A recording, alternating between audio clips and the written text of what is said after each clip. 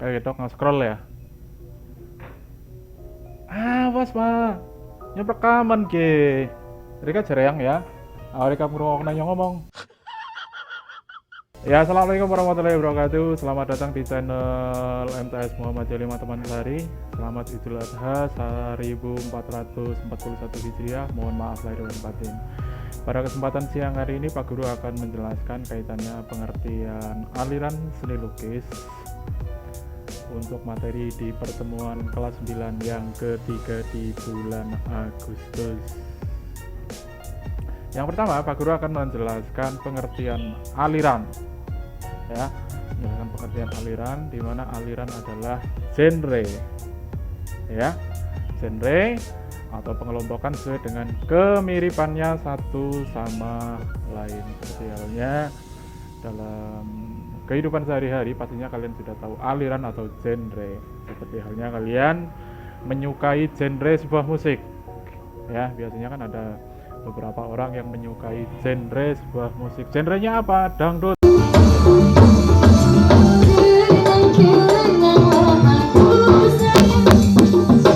Berarti orang tersebut menyukai musik dangdut. Genrenya apa? Pop. Berarti orang tersebut menyukai musik pop dan yang lain sebagainya.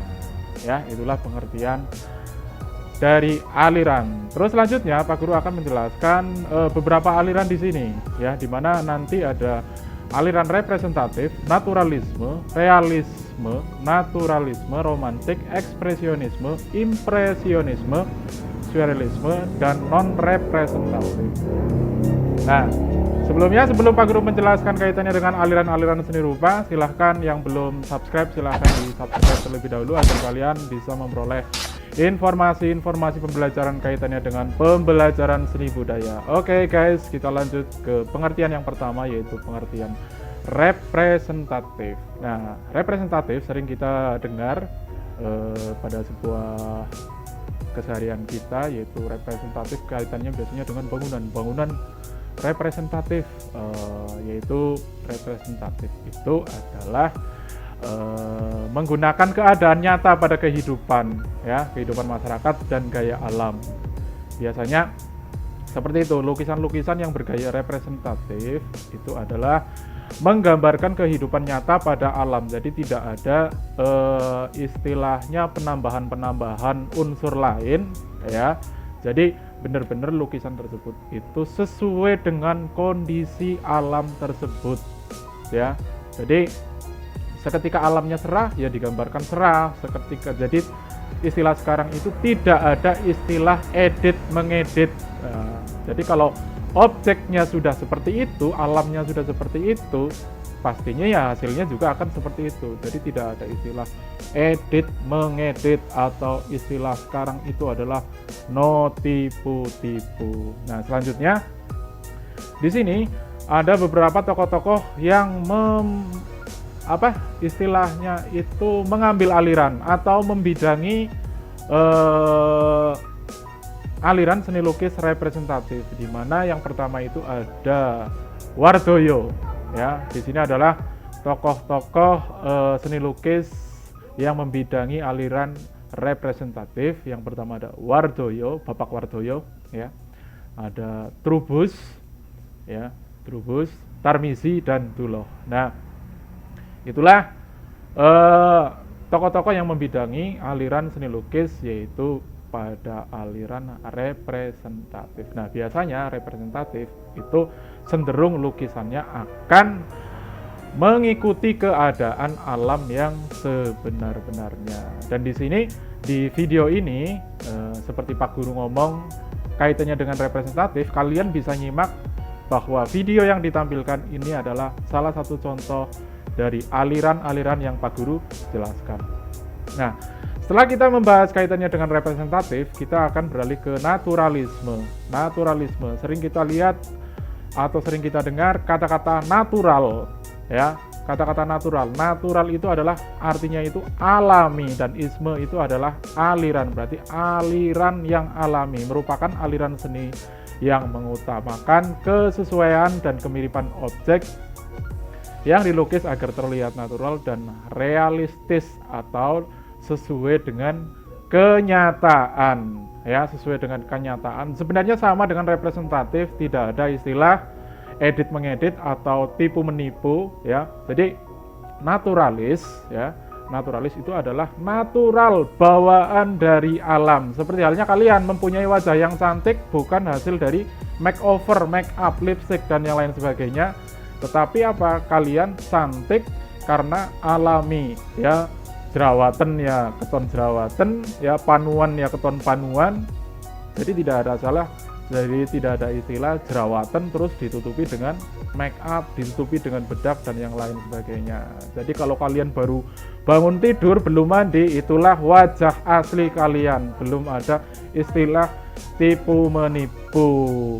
Nah, di sini nama-nama pelukis yang termasuk dalam aliran naturalisme atau tokoh-tokoh yang membidangi lukisan naturalisme adalah di sini ada Raden Saleh, ya, Raden Saleh, Abdullah Suryo Subroto, Basuki Abdullah dan Trubus. Nah, kalau nggak salah Trubus tadi sudah mengambil gaya representatif, tapi di sini juga mengambil gaya naturalisme. Oke. Kita selanjutnya ke aliran romantisme, ya, romantisme. Ya, sering kita dengar kata-kata romantis.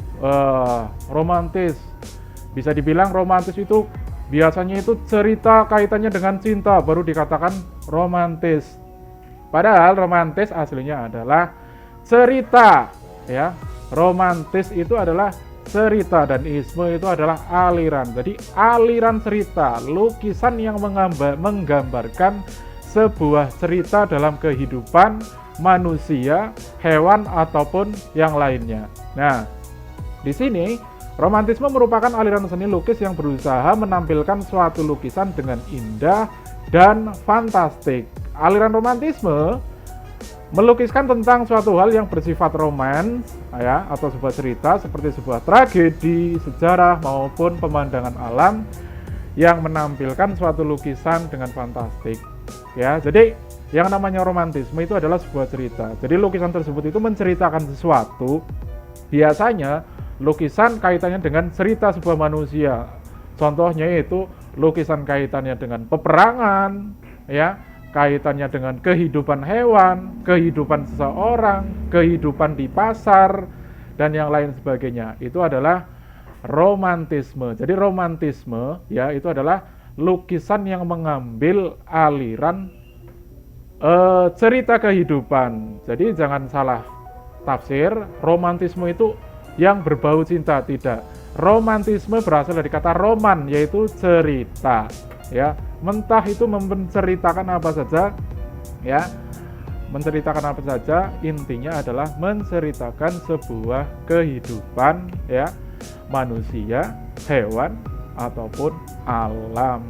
Dan di sini nama-nama pelukis yang termasuk aliran romantisme, ya, di sini ada Francisco Goya, ya, Francisco Goya, terus ada Turner, ya. Nanti di dalam penjelasan ini Pak Guru akan menampilkan video-video terkait dengan contoh lukisan kaitannya dengan romantisme, ya. Terus selanjutnya ada ekspresionisme. Ekspresi berasal dari kata ekspresi, yaitu memperlihatkan, memamerkan, ya. Ekspresionisme berarti yaitu adalah aliran yang mengekspresikan, aliran yang memperlihatkan, ya. Aliran yang mengutamakan ekspresi individu seniman terhadap apa yang diingat, dilihat dan dirasakan, ya. Bisa dikatakan ekspresionisme adalah aliran seni rupa yang menonjolkan ungkapan dari alam.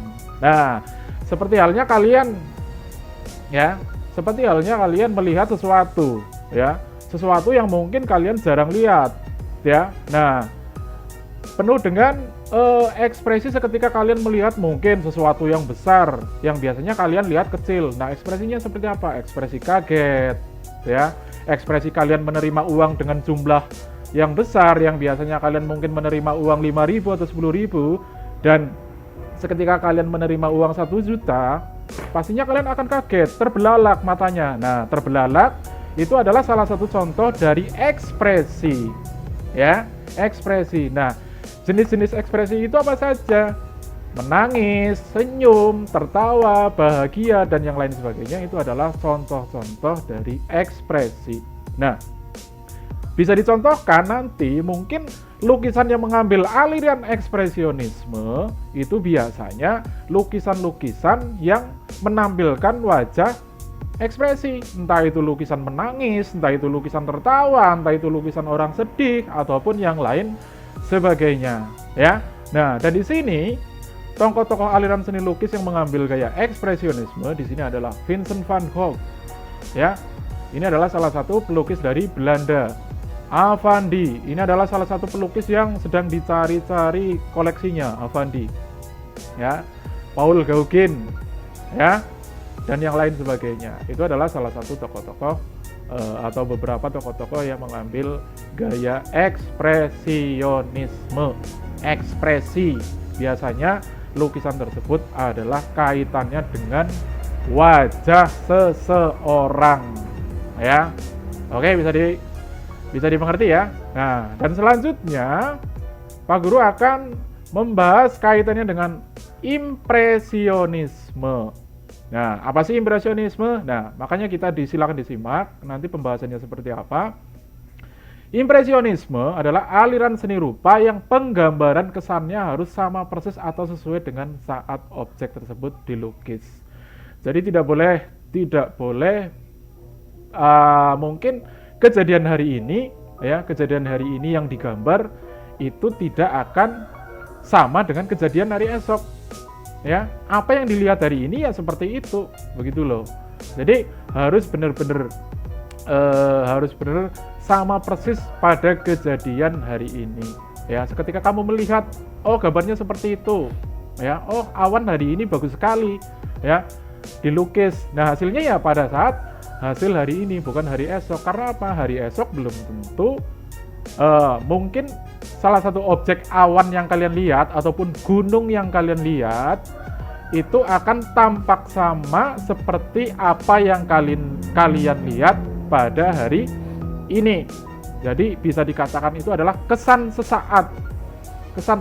Seketika hari ini dilihat cerah, ya harus seperti itu. Tetapi besok dilihat gambarnya sudah mungkin mendung, cuaca mendung, atau mungkin suasananya tidak seperti awal yang kalian lihat, itu tetap kalian akan menggambar dengan suasana awal seketika kalian awal melihatnya. Itu yang dimaksud dengan impresionisme, ya. Dan di sini salah satu atau beberapa tokoh-tokoh aliran seni lukis impresionisme di sini ada Claude Monet, ya, Edgar Degas, Pierre Auguste Renoir, ya, Camille Pissarro, Alfred Sisley. Ini adalah tokoh-tokoh yang mengambil gaya impresionisme, kebanyakan adalah dari orang-orang barat atau dari orang luar negeri.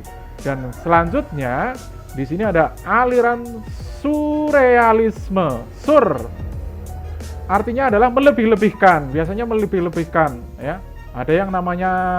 Adakah nama murid di kelas 9 yang awalannya sur? Ya, sur itu artinya melebih-lebihkan. Ya, seperti Suryanto contohnya. Ya, sur itu melebih-lebihkan, ya. Nah, di sini surrealisme berarti adalah aliran yang melebih-lebihkan. Bisa dikatakan, ya, melebih-lebihkan itu bisa dikatakan tidak sesuai dengan kenyataan. Mungkin bisa kalian melukis mungkin pemandangan Gunung Slamet, ya, Gunung Slamet yang aslinya satu, ya, terus kalian gambarkan Gunung Slamet itu ada dua, berarti kan melebih-lebihkan bahwa aslinya itu cuma satu, terus kamu tambahi yang tadinya satu gunung menjadi dua gunung atau tiga gunung. Itu yang dimaksud dengan surrealisme atau melebih-lebihkan. Atau mungkin juga seperti khayalan, seringkali memiliki bentuk atau lukisan yang tidak logis. Tidak logis itu tidak masuk akal, ya. Atau seperti khayalan, lukisan-lukisan yang hasilnya biasanya itu diambil dari alam mimpi, ya. lukisan yang diambil dari alam mimpi itu biasanya tidak akan kita temui di alam nyata, ya. Mungkin kalian bisa melihat lukisan yang begitu, mungkin lukisan yang judulnya mungkin surga atau neraka, ya. Tetapi dalam gambar itu ada, tapi kalian tidak akan menemukan di alam nyata. Itulah aliran-aliran yang dimaksud dengan aliran surrealisme atau aliran yang biasanya temanya itu diambil dari alam khayal, ya. Nanti bisa dicontohkan di sebuah video ataupun sebuah gambar yang kaitannya dengan surrealisme. Nanti kalian akan bisa paham ataupun bisa lebih paham kaitannya dengan jenis-jenis lukisan, dan kalian bisa mempelajari, oh berarti ini lukisan ini termasuk lukisan mana, ini aliran mana. Nah, itu seperti itu. Nah, di sini biasanya tokoh-tokoh aliran seni lukis surrealisme, ya, ini yang membidangi adalah Salvador Dali, Andre Breton, Hans Art Max, ya. Ini adalah tokoh-tokoh yang, terus ada Alberto Giacometti, Joan Miro. Ini adalah kebanyakan lukisan-lukisan seperti ini, aliran seperti ini adalah dibidangi oleh orang-orang luar negeri ataupun orang barat. Nah, yang terakhir ini adalah lukisan beraliran non-representatif. Adalah suatu lukisan atau aliran seni lukis yang penggambarannya dengan bentuk yang sulit untuk dikenali. Nah, atau mungkin sulit dikenali dalam istilah lain, lukisan dengan aliran non-representatif itu biasanya itu sama saja dengan aliran abstrak. Abstrak itu artinya adalah sulit dikenali. Jadi hanya pelukisnya saja yang tahu arti dari lukisan tersebut. Saya ulangi lagi, ada motor lewat, suaranya bising banget, biar kalian dengar. Aliran non-representatif atau aliran abstrak, ya. Nah, di sini Pak Guru akan menjelaskan, abstrak itu adalah sulit dikenali. Dan yang tahu itu hanya pelukisnya saja. Yang tahu arti dari lukisan tersebut atau tema dari lukisan tersebut itu adalah sang pelukisnya saja atau orang yang membuat lukisan tersebut. Kita yang melihat, ya, itu tidak akan tahu, ya. Kita tidak akan tahu arti dari lukisan tersebut. Nah, biasanya kan banyak sekali lukisan abstrak, contohnya adalah seperti lukisan yang hanya seperti cat ditumpahkan dalam kanvas, ya, ataupun lukisan-lukisan grafis mungkin seperti garis-garis apa. Nah, maka dari itu lukisan tersebut itu hanya orang yang membuat saja yang tahu.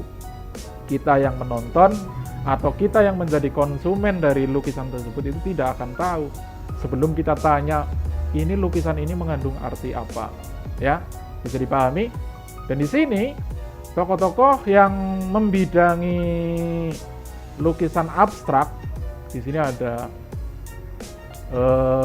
Amri Yahya, ya, Fajar Siddiq, Bud Muchtar, Sadali, dan Jackson Pollock, ya. Kebanyakan memang lukisan-lukisan yang aneh itu biasanya diawali oleh para pelukis dari luar negeri yang mungkin secara teknik atau mungkin secara peralatan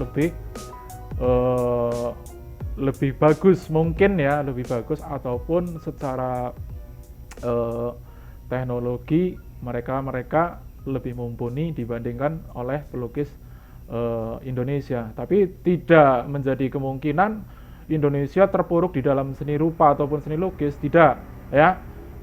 Bahkan di Indonesia itu banyak sekali pelukis-pelukis yang mungkin sudah terkenal di mancanegara, ya.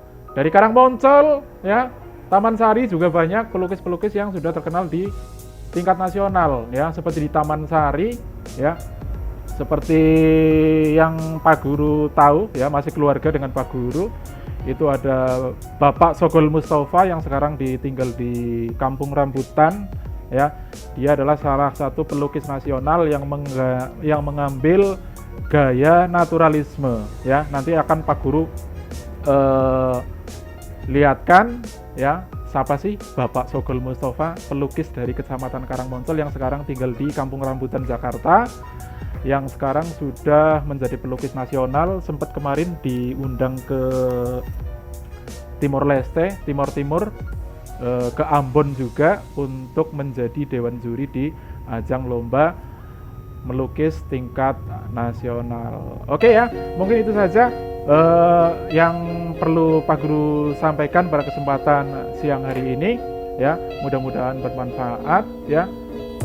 Silahkan mungkin materi ini bisa kalian salin ke buku tulis agar kalian bisa memperoleh wawasan dan informasi yang jelas ya, agar kalian nanti tidak kesulitan dalam menghadapi ujian, tes ataupun kenaikan kelas ya, agar kalian bisa mempunyai materi-materi yang cukup untuk menghadapi semesteran. Ya, mungkin itu saja. Terima kasih yang sudah subscribe dan sudah menonton pada kesempatan hari ini. Kurang lebihnya mohon maaf. Saya Hari. Wassalamualaikum warahmatullahi wabarakatuh.